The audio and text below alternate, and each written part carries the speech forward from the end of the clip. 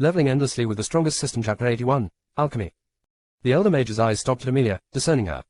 You're a very talented individual. Going far in the path of magic shouldn't be a hard task for you.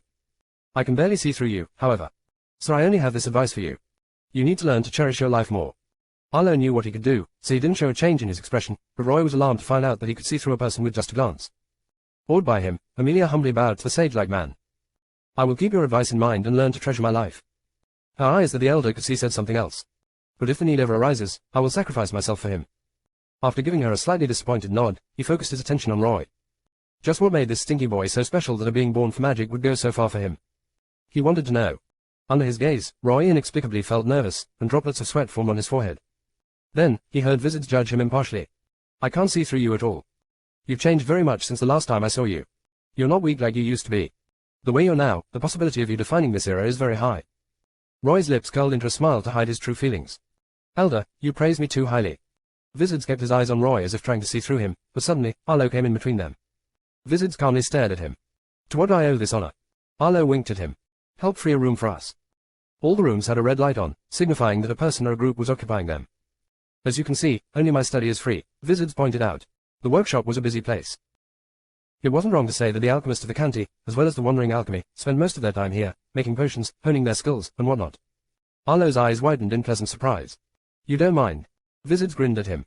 As long as there is no plan to vandalize it, I don't mind hosting you three. Wizards guided the three to the innermost compartment of the workshop. This was his study, a creation he was proud of. It was a place with many tables and all sorts of wonderful equipment. This is my first time creating this elixir. I don't know what you want me to do with these herbs. You'll have to guide me. A large amount of aura gushed out of aura. Those who can give form and shape to aura so that it can exist in the real world as a tangible entity were aura master. But Arlo did that without a sweat. He was surely a stage higher than that. The wooden box was on the table. It was opened, showing severe rare herbs. Whatever they were about to create would be a sight to see. That's what Wizards felt. Arlo's aura wrapped the herbs and made him float in midair. Follow my words, and we'll get the elixir created in no time. Confidence was seen glistening in Roy's eyes as he said that. He was utterly confident that a competent alchemist willing to follow his teachings was all he needed to get the parasite killer created. This study came equipped with fire creation and fire control runic stones. Following Roy's instructions, Arlo's directed a stream of his aura into them, activating them. The very next instant, a fire the size of a refrigerator manifested in thin air. The temperature of this fire determined its rank. Using his aura, Arlo opened the lid of a flask and threw one of the 6 herbs inside before guiding the rank 1 fire to burn it.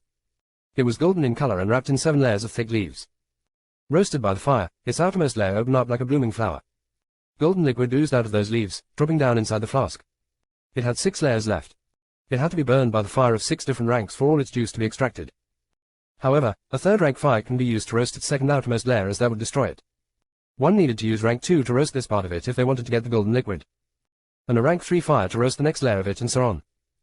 With the help of the runic stones that could create fires of 13 different intensities and allow him to control them, this task was as easy as a child's play for the competent alchemist Arlo.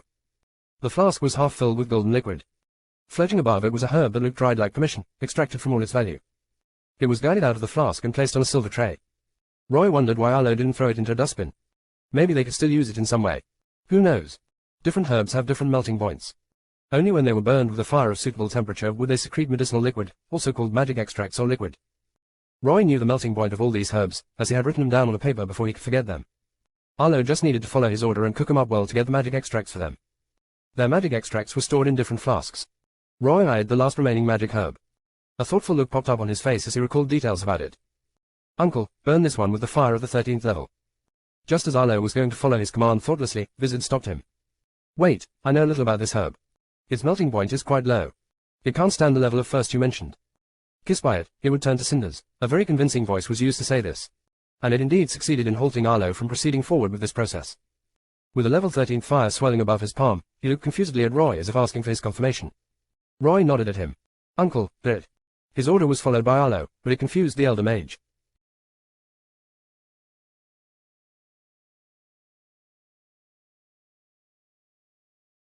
Leveling endlessly with the strongest system. Chapter 82, a dart hitting its mark. Arlo chuckled heartily. Why would I not comply with the words of my nephew, the true holder of the recipe? Immediately after these words were said, the fire in Arlo's hand jumped out and devoured the last herb. Enveloped by dark red fire, it turned to cinders. Exactly what Wizard said happened. Floating in the air were ashes with dots of blue twinkling in them. Seeing him, Wizard furrowed his brows. If only that boy had heeded his advice, the herb wouldn't have gone to waste. It was at this moment that he heard a sentence that eliminated the possibility of him disliking Roy. Elder, I knew that it can only secrete fluids if roasted by a 4th level fire, but what I needed was its ashes that had merged with the magic extracts. I used that level of flame to burn it so that I would get the result I desired. With these words, Roy earned his acknowledgement. Ah, I see. I've never seen anyone intentionally mix magic extracts of a magic herb with its ashes. You're the first to do that. Vizard smiled and rot like a kind elder. Roy's lips curled back into a smile, and he said, I'm just following what's mentioned in this. In his hand was a piece of paper full of wisdom. He rubbed it between his fingers, and the man titled as Elder Mage couldn't help but keep his eyes on it. What do you want me to do with it? Arlo asked in an impatient voice. Sweat was oozing out of Arlo. It was clear that because of doing all that, he was somewhat exhausted. Roy replied, mix it with the golden liquid in the first flask, then add the magic extracts in the other flasks into the first one. Arlo did exactly as Roy said. The ashes went into the first flask, flaking down on the golden liquid, muddying it. Then, the remaining flasks were lifted by Arlo's aura and were brought close to the first flask under his supervision. Then, he poured the content inside them into the first flask. The mixture of different magic extracts looked like a censored rainbow-colored puke.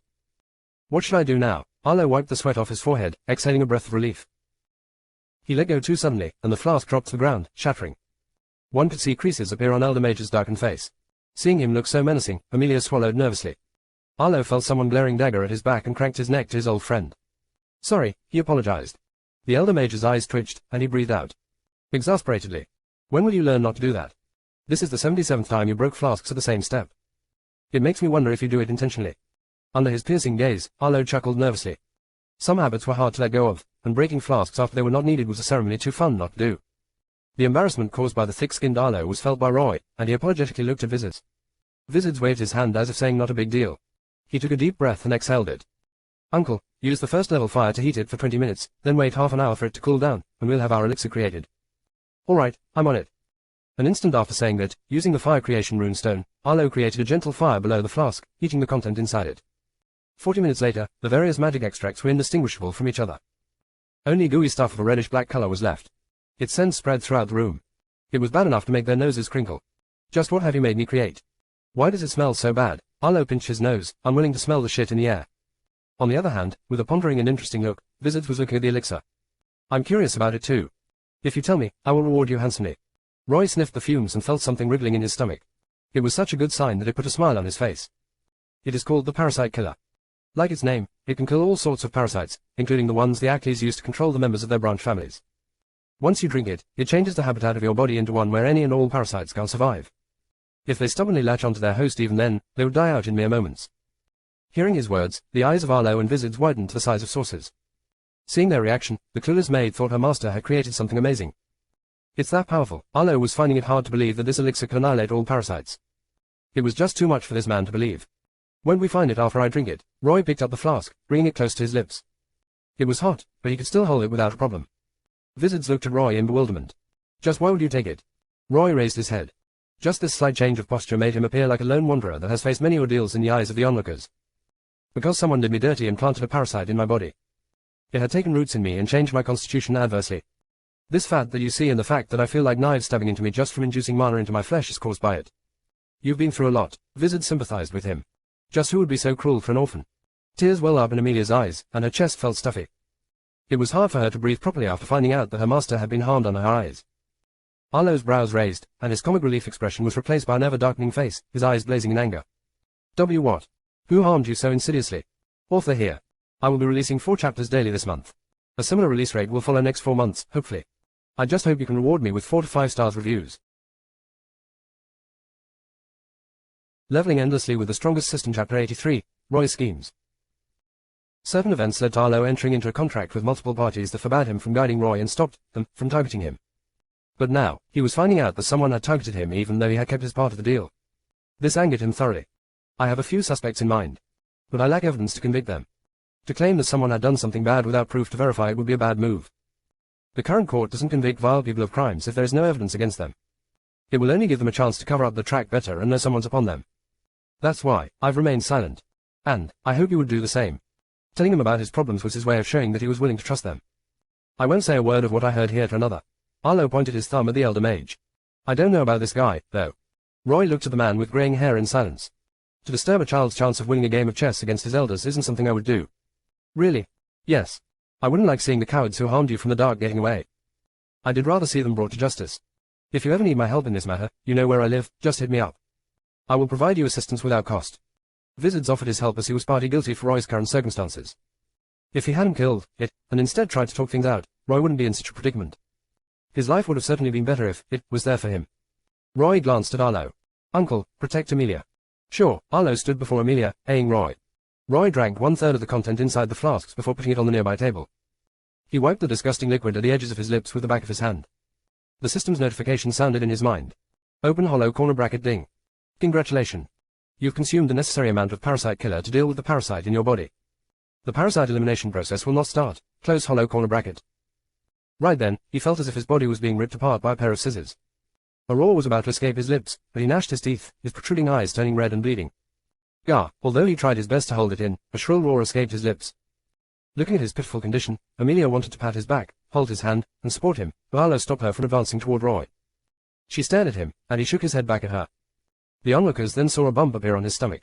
From there, it traveled all the way up to his throat. Veins popped up on his neck. It looked like it could explode at any time. Blood trickles out of his nose as something forces its way up his body. It was at this moment that he opened his mouth wide. Open hollow corner bracket ding. Congratulations. You've expelled the parasite threatening to end your life from your body. Close hollow corner bracket. Ah! Shrilling loudly, a reddish parasite covered in bile shot out of his mouth. It was like a worm but far faster than one. Like an arrow, it aimed for the weakest one in the room. Who could it be if not Amelia?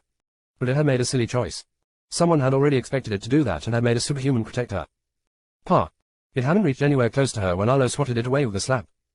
Thud! It dropped next to Roy's feet.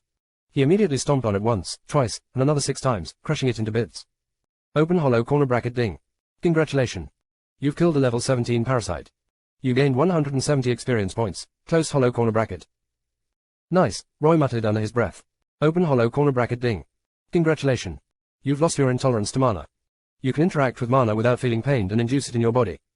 You can now try to open your magic gate. Close hollow corner bracket. Roy shot his fist in the air and happily exclaimed, I can finally learn magic. Good for you. Arlo cheered him from the side. Is Master born with the innate talent unique to the Baldwins? Amelia asked, sounding quite shocked. Roy nodded his head. Amelia congratulated him for getting rid of the parasite, and then she wiped the blood on his face. You're behind others by a decade in this race. It doesn't sit well with me to see you struggle forward on the path of magic on your own. Years of hard work have allowed me to realize my ambitions. I've created a magic circle that ensures a continuous injection of mana in the body, making it possible for a person to open their gate of magic in a day. Feel free to use it. Consider it a payment for showing me the alchemy secrets of the parasite killer. There was a bull's head attached to a pillar in the room. Wizards pushed its horn down. Right then, Roy could feel the ground beneath his feet shaking. The wall behind him parted open, revealing a bright room that had a raised platform in the middle. Surrounding it were many flags with complex symbols drawn on them. This must be the magic circle the elder mage was talking about. Roy thanked him. Don't mind if I do. Arlo pointed at the flask on the table beside Roy. What are you planning to do with this? Roy beamed in his direction. I'll, of course, put it up for auction. And before you say anything to dissuade me, hear me out. I know that the existence of this elixir threatens the stability of the Actes. They're backed by the Duke. To eradicate this from existence, they'll take any means possible, even if it means plotting to raise the county to the ground. But they will take that action only if we publicize that we have the recipe of the parasite killer. The entire game changes if we say there is only this much left. I still don't think it's a good idea to let it see the light of day. The county wasn't strong enough to go against the Actes. Thus, Arlo wasn't supportive of Roy's decision. Leveling endlessly with the strongest system. Chapter 84, Entering the Path of Magic. You're playing with fire. They'll question how we got our hands on this. Without evidence to back up what we say, no matter what we say, they won't believe us. They'll think we've enough in store to overthrow them. What will you say then? After speaking, he waited for Roy to respond. He saw that Roy wasn't troubled in the face of this question. Rather, flashes of intelligence were flickering in his eyes. And, his lips thinned into a smile, revealing a rather scheming look. He had an answer already prepared for him. Elder, where do you think I got this recipe? It didn't drop out of thin air. There are trial grounds in the snowy mountains, created by the trickster among the fairies, the Wind Fairy King. I'm sure you've heard of him. We'll expose it to the masses and spread rumors that I got the elixir as a reward for completing the challenges set by him. We'll keep the matter of me possessing the recipe of the parasite killer a secret from the Empire. Wouldn't it be enough to throw away the cloud of doom that'll appear over our head when I put this elixir up for auction? The mage elder rubbed his chin. He was in deep thoughts. That should be enough. If we do everything according to your plan, they won't have a good reason to attack us. The royal family would stand up to aid us and punish them if they did. Arlo walked up to Roy and excitedly grabbed his shoulders. You're the first one to find it. By exposing this fact and verifying the location of the trial grounds with the officials, you can gain some rights over them. You'll earn no less than 10% of the revenue generated from them until it is dried out. But, are you still to register your claim over it? At a loss for words, Roy's mouth opened and closed in bewilderment. Hey! I didn't know you could lay your claims on a trial ground if you're the first to find it. It was never mentioned in the novel. If he knew, he would have already registered himself as the discoverer of those trial grounds in order to create a constant income for himself. Ouch! Roy cried out in pain as Arlo kneaded his dumb head. Share its location with me. I'll have a talk with the officials and get things done for you. Arlo offered. Roy complied. Okay, I will. So stop kneading my head, or I will become dumb for real. Freed from the torment Arlo was inflicting on him, Roy went into the secret room, climbed up the stairs, and sat down in the middle of the magic circle. Help me put the parasite killer up for auction. After speaking to Arlo, he looked at the elder mage with a powerful gaze. Elder, you can start. I've been waiting to hear these words. Wizards immediately forked out blinding white crystals from his interspatial bracelet, tossing him ahead. They were condensed forms of mana, and they landed on the circle around each flag. Silvery white gas came out of them and drilled into the ground, vanishing into it. The magic circle lit up, and streams of mana continuously went into Roy. Open hollow corner bracket ding. Congratulations. You've induced mana into your body. Close hollow corner bracket. It was painful, but Roy endured in silence. His face, however, was contorted. Looking at him, Amelia felt pity for him in her heart. Her master was a very hard worker. Let's leave him be. It's going to take some time for him to open up his magic gate. Arlo said. I believe you want to have a talk with me. Wizards read him out. Arlo scratched the spot between his eyebrows, feeling that nothing could be hidden from this friend of his. That's right. Let's go somewhere with just the two of us. Arlo and Wizards went out to talk in private, and Amelia went to a private compartment to focus on solidifying the acid splash model in her sea of magic.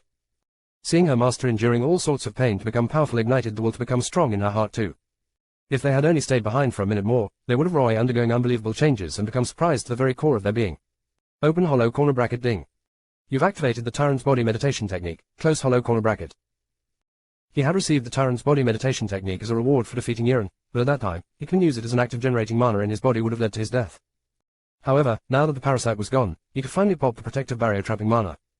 Using it, he converted his mana fat into pure mana. A great torrent of blue energy, also called mana, surged in his body, charging straight towards his gate of magic. On their way, they came in contact with the mana injected into Roy's body from the outside. The torrent became a huge wave of devastation and smashed Roy's sealed gate. Bam! A roar so strong came from inside his body that the platform beneath and the flags around him vibrated. Following that was wind gushing out with him as the center. Roy rocked as if hit by an earthquake. He was like a bell hit by a hammer and couldn't stop trembling. Open hollow corner bracket ding. Congratulations. You've opened your gate of magic by 10%, close hollow corner bracket. He was born with a fully open magic gate, but it was sealed by someone. Since it was once opened, how hard could it be to open it again? Boom. Another 10% of the mana fat in his body exploded, introducing torrents of mana in his body. They were plenty in number, but their destination was one and the same. The magic circle amplified their volume. Bam! Open hollow corner bracket ding. Congratulations. You've opened your gate of magic by 30%, close hollow corner bracket. Roy felt as if dozens of horses galloped towards a barely open gate and smashed their hooves on it. This time, he puked out a mouthful of blood. Open hollow corner bracket -1 HP close hollow corner bracket. His health bar took a hit. Right then, the magic circle below him released countless green dots. Each of them circled him, slowly entering his body through his pores. They were instantly and subconsciously used as nutrients by Roy to heal himself. +1 close hollow corner bracket. Roy's eyes brightened. Thanks to absorbing the green lights, the pain he was feeling had vanished. Elder Mage Wizards is a genius for creating this magic circle that doesn't only have the property to constantly inject mana into one's flesh, but can heal the injuries created during the process of forcing the magic gate open. Quote. Roy had nothing but praises for the old man. The only downside about it was that it was quite costly to activate. Open hollow corner bracket ding. Congratulations. You've opened your gate of magic by 50%, close hollow corner bracket. Congratulations. You've opened your gate of magic by 70%, close hollow corner bracket. Open hollow corner bracket ding. Congratulations. You've opened your gate of magic by 90%, close hollow corner bracket. Roy had burned 80% of his mana fat as well as 70% of the mana crystals, acting as the source of energy for the magic circle to open his mana gate by 90%. One last push was all he needed to open it. Open hollow corner bracket 8p, 9/10, close hollow corner bracket. His health bar was nearly full. Let's do this. The moment the magic circle injected a wave of mana into him, he exploded all the mana fat in his body. External and internal mana merged into a tsunami that smashed open the dam. Boom. Open hollow corner bracket -7 HP, close hollow corner bracket. Open hollow corner bracket 8p, 3/10, close hollow corner bracket. He was rocked so badly that blood gushed out of his 7 offices, but one could only see a smile on his face, his teeth tainted red by blood. Open hollow corner bracket ding. Congratulations. You've opened your gate of magic by 100%. You've gained access to your sea of magic. You can interact with the natural element present in nature using certain methods. You'll gain 100% experience value from level 1 to 10 monsters until you reach the peak of mage trainee, close hollow corner bracket. He had become a level 1 apprentice, reaching the same level as his talented maid in just several hours. It's all thanks to Tyrant's body meditation technique. Without it, it wouldn't be so easy for me to open my gate of magic. Roy didn't immediately leave the magic circle. He was badly injured, and the healing power it was constantly releasing was the best medicine for him, so he remained seated on the platform and continued absorbing the green dots filling the air. Leveling endlessly with the strongest system. Chapter 85, A Serious Talk. Outside the study was a huge corridor with a wall on one side and many rectangular windows on the other. A breath of fresh air was felt by two grown-ups standing at the end of it. What do you think of him? Arlo was asking Vizards about Roy. For a boy his age, he is ridiculously talented. His potential is no less than the Blessed One back in the Forbidden Capital. Both have achieved an unprecedented feat and are the 13th level of body tempering. Back then, the current son wasn't as talented as them. The question is, how did he achieve such success? The one at the capital is born to the strongest Far West has ever known and the holy incarnation of Far West itself. The blessings of the continent and the resources of the Empire were what helped the Blessed One reach the mythical level. But this boy is without parents and has had no one to support him since a tender age. How did he march up the slope and reach the mythical cliff? He wasn't one that anyone could surprise.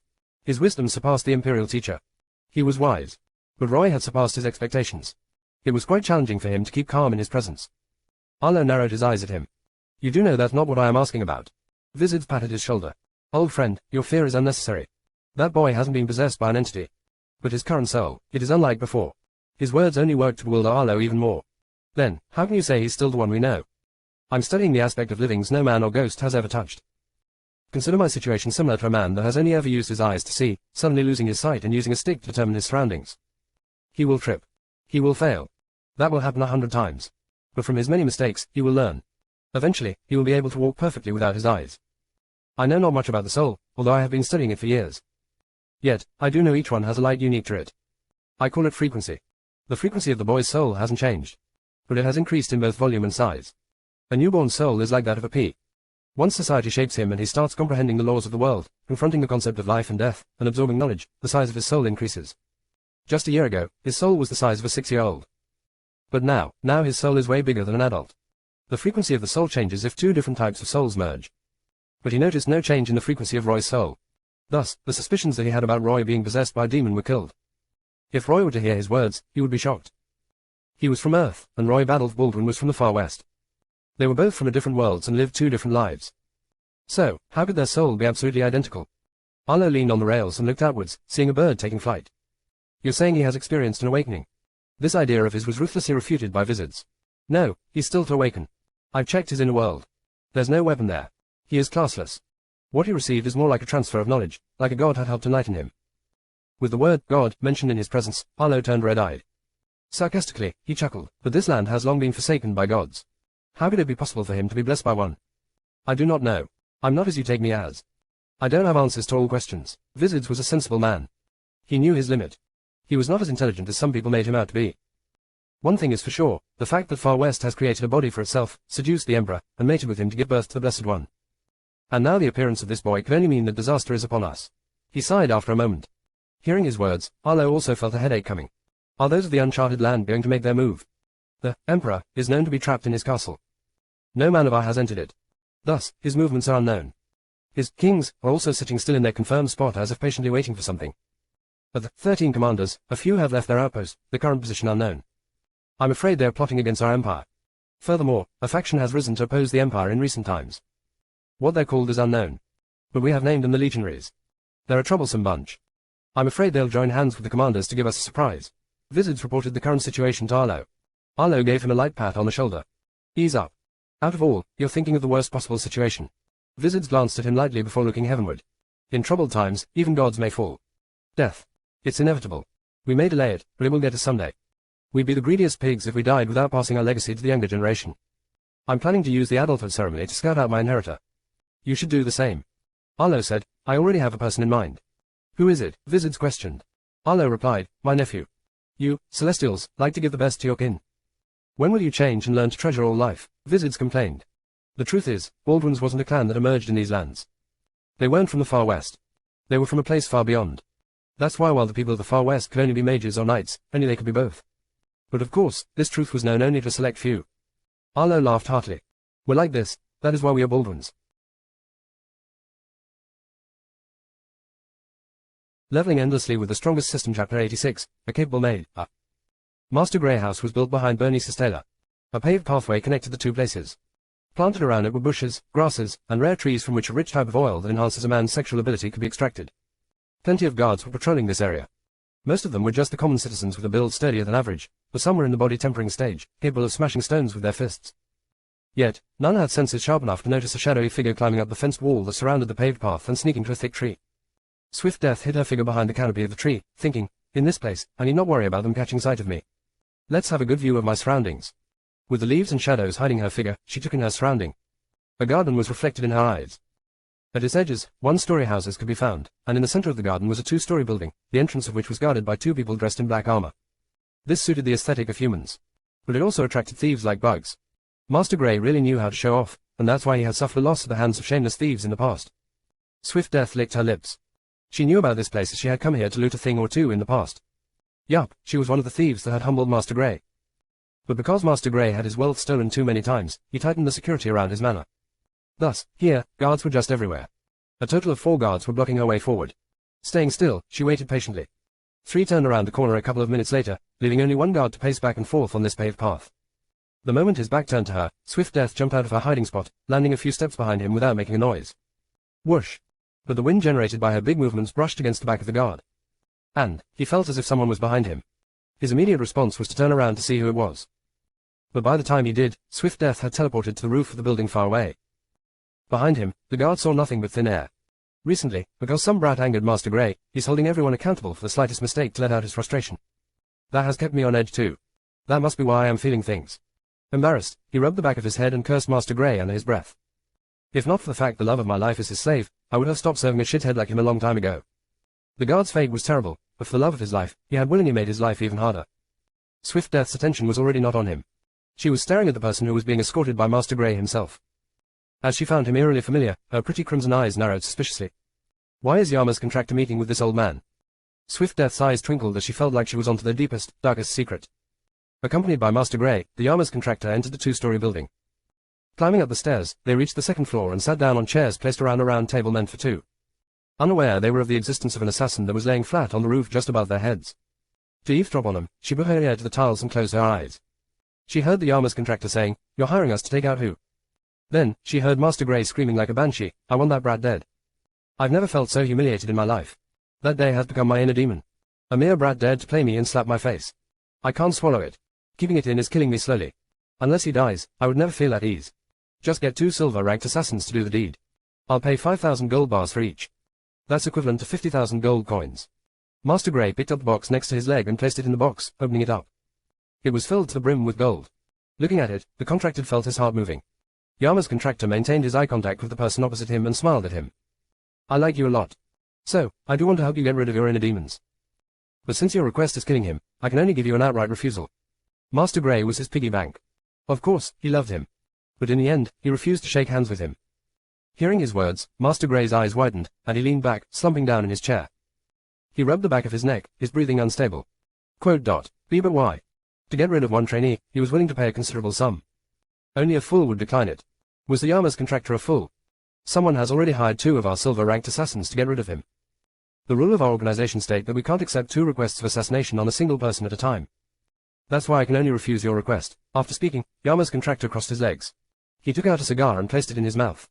Bringing his finger below it, he activated his magic. A candle flame manifested at the tip of his finger, lighting it up. He took a deep breath, inhaling smoke. No wonder I was refused. Who is it? Who wants the Count's 3rd son dead? While saying this, Master Grey looked greatly interested in knowing who wanted Roy dead. I'll be mass releasing this entire month. You'll get 100 plus chapters. Every 100 golden tickets equals 1 extra chapter. Depending on the amount of golden tickets, power stones, reviews, and privileges chapter purchases I get this month, I'll do a mass release on Halloween and New Year's Eve.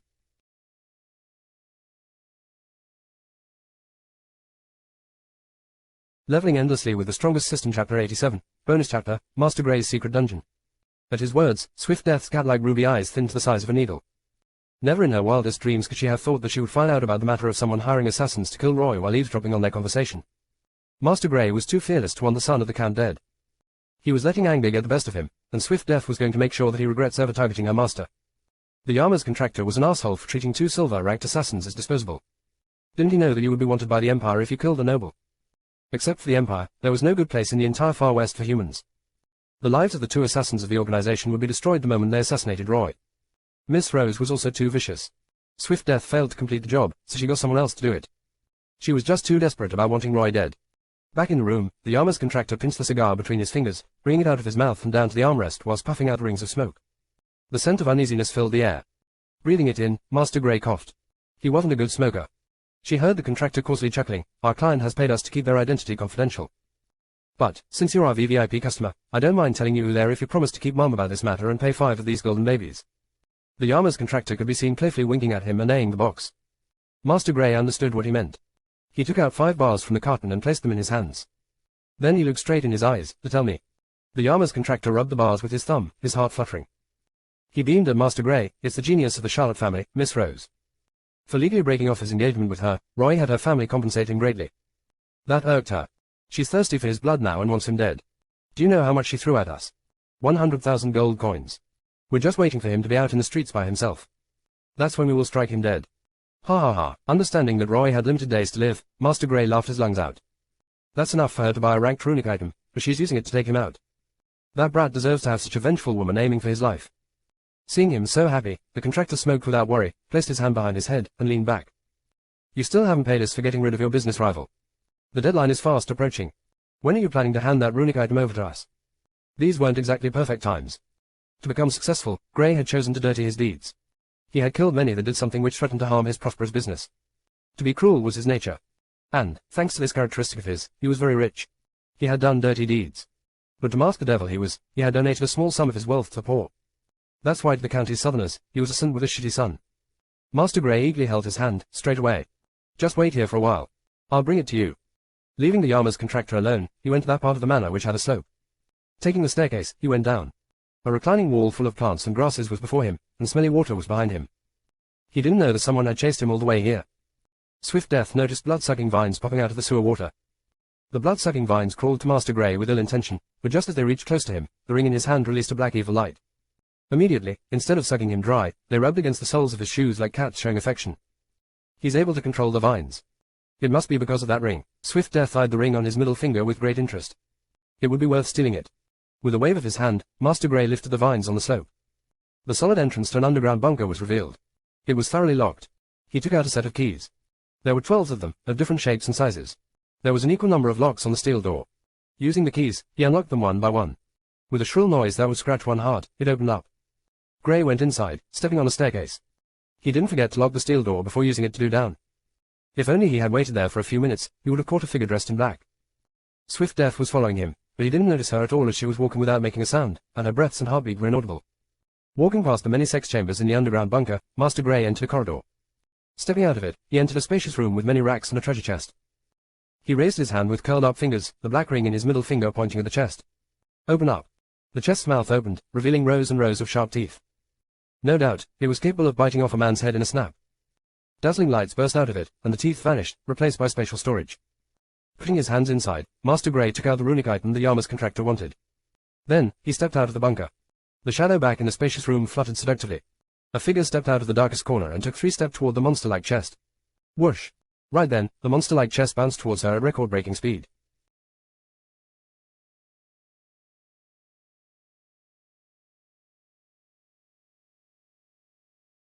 Leveling endlessly with the strongest system. Chapter 88, bonus, Swift Death vs.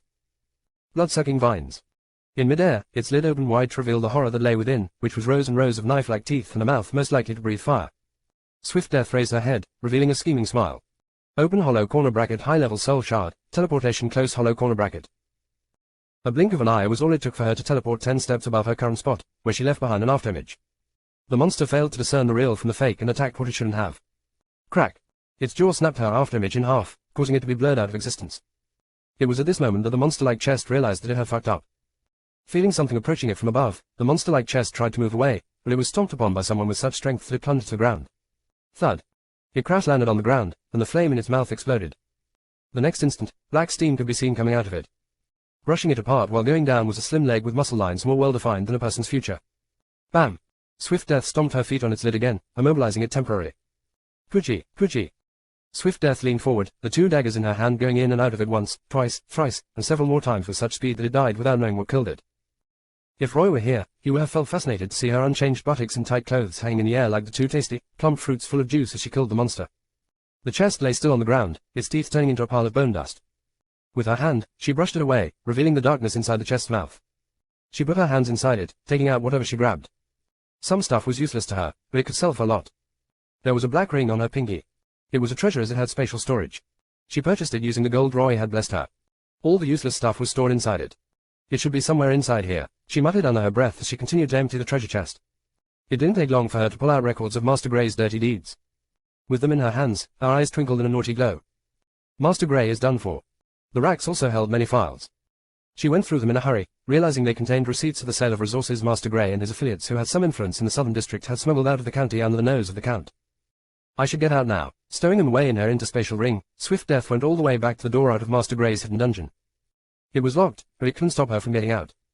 A single teleport was all it took for her to appear next to the slope. Plop, plop, plop.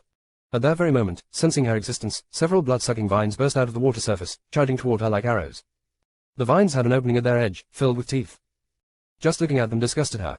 She knew these vines must have sucked many people and animals empty of their blood to grow these teeth. I've just used the power of my soul shard. My teleportation ability is still on cooldown. I can't teleport out of their range. I guess I've no choice but to put up a fight. Just as they reached close to her, Swift Death swung her dagger in a horizontal line. Its silvery sheen was blinding to the eyes, and it left behind a silvery line in the air, and the many vines it passed through were cut into two.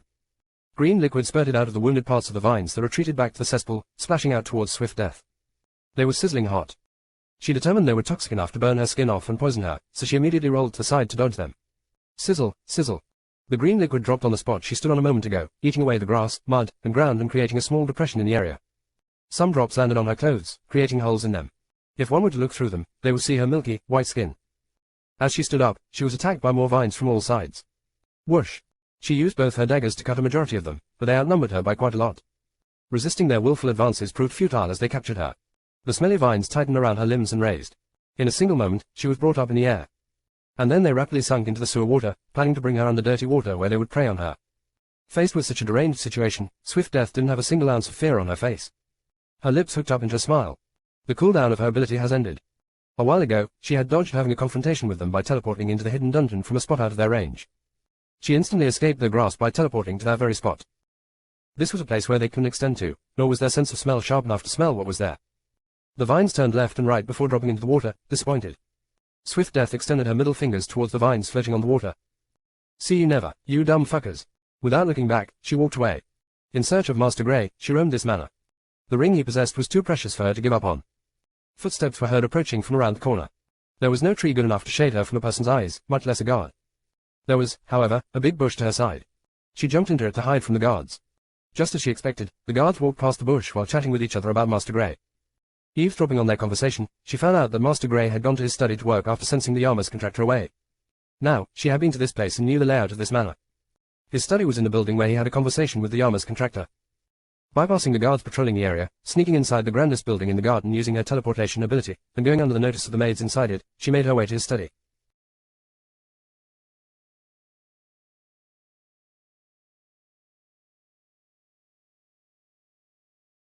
Leveling endlessly with the strongest system. Chapter 89, Swift Death helping Roy with his quest. NSFW content ahead. Skip the first 5 paragraphs if you don't want to dirty your eyes. Inside the study, something that Swift Death could never expect was going on. Swiftly, Master Gray took off the clothes of a woman who was dozens of years younger than him, and then he admired her dazzling figure by kissing it all over, and then he threw her over the table and, without much foreplay, intertwined with her. Arn. Do me harder. This woman had a lover. It was the guard who was slaving away for Master Gray against his wishes because of his love for her. But she was heartless enough to betray his trust and shameless enough to embrace a man old enough to be her grandfather to climb the social ladder. Seeing her like this, Master Gray embraced her even tighter and chuckled, "What will your lover think if he sees you like this?" After moaning, she turned her head to him.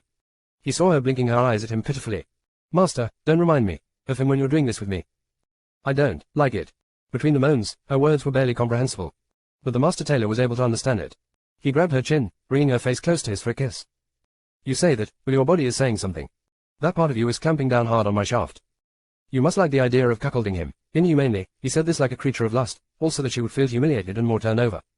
This wasn't the first time they had cheated behind the back of their spouse. She was a masochist, and he knew it. She enjoyed being talked down to. That's why the old man was humiliating her. Her moans got so loud that they escaped the room, ringing outside where Swift Death was. Her brows were drawn together in displeasure. She had heard their exchange and clearly understood that Master Grey was not faithful to his wife and the young man he was having an affair with was playing her man for a fool. For the first time, she felt like, be it men or women, they can be equally shameless when the wine of lust and wealth intoxicate them. She teleported inside in silence, seeing a scene that put mud in her eyes. Grabbing a golden statue, she crept up to Master Grey. His back was to her. The woman pressed beneath him, however, saw the shadow of death. Her eyes widened in terror. But the changes in her were overlooked by the old man. Besides, it was already too late.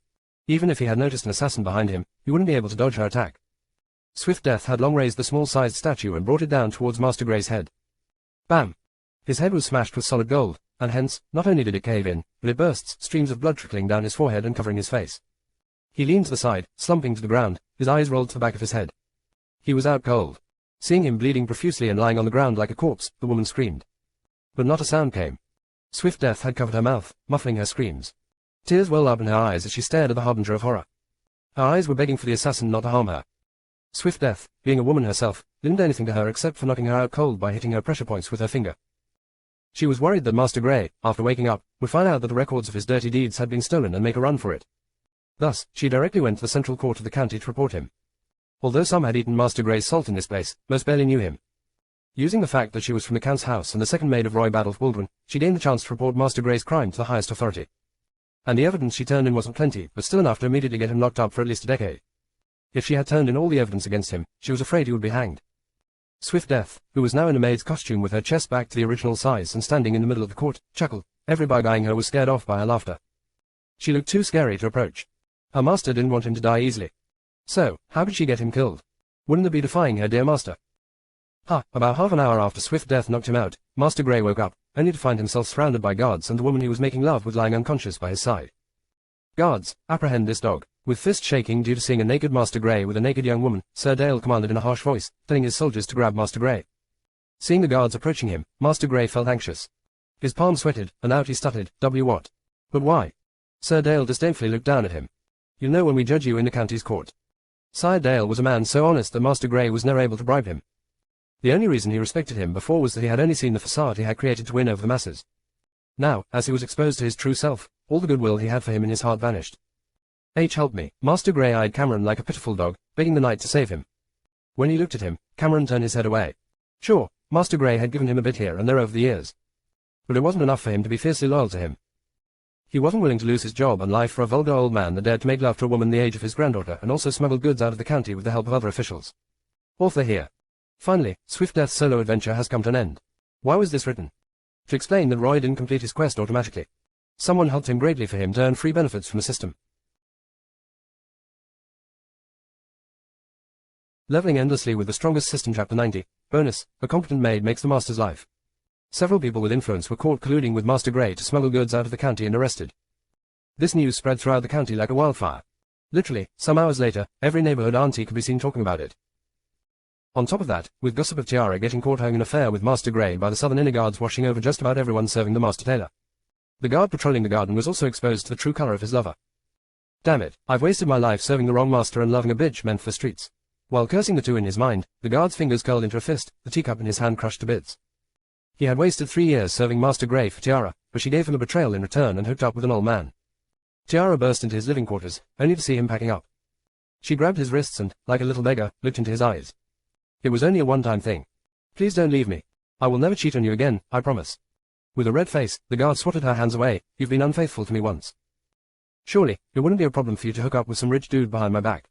His face was red as he sarcastically yelled at her, letting someone in between your legs was the worst way you could have hurt me. Of all the people you could have chosen, you went for that old bastard Grey. How lowly can you get? I am thankful for the person who took action against him. Otherwise, I'm afraid I would have married you and lived with a green hat till my last breath. All the love I had for you has vanished from my heart. I don't ever want to see you again. You can't do this for me. I did it for us. She tried to grab him, but he pushed her away. He sprinted away as if she was a plague. Seeing his back becoming a thin line in her vision, she loudly begged him not to and promised she would never cheat on him again, but he acted like he can hear her, his footsteps never halting. Abandoning her, he resigned from his post, took his pension, and left the southern district where the cost of living was ridiculous for a man like him in search of a better future. Inside the alchemy workshop, sitting in a magic circle, was a man too otherworldly. A single look at him would make the tender hearts of young women beat frantically. The chance of them fainting after being blessed with his visage wasn't low either. His eyes were like a distant dream. You want to see yourself in it but are unable to without working hard. Long before the ancient war that led to the fall of the divines, the gods of old have said humans are like jade. The finer you knife and chisel them, the greater their features. He was the perfect example of this saying. His jawline was sharper than a knife but more attractive than a crystal mine. The view of him was like a reflection of perfection. He was as if created by God himself. He was none other than Roy Badolf Baldwin. He had taken after his mother, and since he had burned all his mana fat, his true features were revealed. From a fat white sheep, he had become a handsome dragon. Open hollow corner bracket ding. The healing wisps generated by the magic circle have been absorbed by you. Congratulations. You've recovered a significant amount of your HP, close hollow corner bracket. Open hollow corner bracket HP, 10 out of 10 close hollow corner bracket. This notification rang in his mind the moment his eyes snapped open. Crystal dust was piled next to the flags. He determined they must be the magic crystal the elder mage used to activate the magic circle that helped him ascend to the ranks of Magi. They were worth tens of thousands of gold coins as their levels and purity grade were pretty incredible. All of them were wasted on him. He didn't know how to repay visits. As he was feeling grateful to him, a system's notification rang in his mind. Open hollow corner bracket ding. Congratulations. Your follower, Swift Death, has killed a level 7 sentient treasure chest. You get 7 experience points, close hollow corner bracket. Roy's eyes widened, holding the sight of this entire room yet looking distant. Maybe it was because Swift Death was his maid, or maybe it was because he had established a magical connection with her, but he was able to get EXP from the sentient beings she killed. This function of the system amazed him. Open hollow corner bracket ding. Congratulations. Your follower, Swift Death, has changed the fate of a man called Rolando by unintentionally exposing to him that his lover was cheating on him with Master Grey and saving him from a lifetime of pain and regrets. You get 100 EXP and 10 times eternal weed, close hollow corner bracket. Roy looked taken aback by this. Helping others meant getting a reward from the system. He knew about this. But he didn't expect that his hidden blade helping someone realize he was wearing a green hat could also get him gold. Wonderful. He stood up, walking out of the secret room. He was wobbling. Significant changes he had undergone. It was going to take some time before he could walk stably again, considering the fact that he was at the mythical level and his basic stats were all at 50, the maximum one could achieve before awakening. Reflective surfaces were plenty in this room. He looked at himself in the mirror and found a handsome man with princely features staring back at him. Immediately, an exclamation escaped his mouth. Wow, is this what I really look like? Seeing how my uncle looks, the Count must not be handsome. I must have taken entirely after my mother. Roy's pleasant surprise at seeing his true self didn't last long. He knew his body well. Hidden under the clothes was an abomination. Taking off his shirt was a good idea as he was able to get a better look at himself in the mirror. Not only did he have pockets and loose skin, but he was full of stretch marks, the red, angry-looking ones. These are the scars of my battle against fat. I don't need to feel ashamed of them. Seeing what he had become, Roy comforted himself. But I need to find a way to deal with them, or I would be too uncomfortable my entire life. Each time he took a step, he could feel it tugging or rubbing against him, irritating his skin. Just as he was thinking of a solution to this problem, a hot news rang in his mind, and he found it to his liking. Open hollow corner bracket ding. Congratulations. Your subordinate has proven herself competent by making the officials put Master Grey and many others behind bars, close hollow corner bracket. Open hollow corner bracket quest completed, close hollow corner bracket. Open hollow corner bracket Ninim's mana meditation technique obtained, close hollow corner bracket. Open hollow corner bracket Ninim's true magic obtained, close hollow corner bracket. Delilah, you've surpassed my expectations of you. The next time we meet, I will reward you for doing a good job for this noble. Roy praised Swift Death in his mind and turned to examine the 2 new techniques he had got. Author here. That's what the previous few chapters were for. It would have felt weird to see Roy getting rewarded without reason. I usually only write the protagonist's POV. But this time, I decided to improve and bring a change to my usual ways. If you liked what you see and would like other characters' POV in the future, please say so. Your argument will be valued.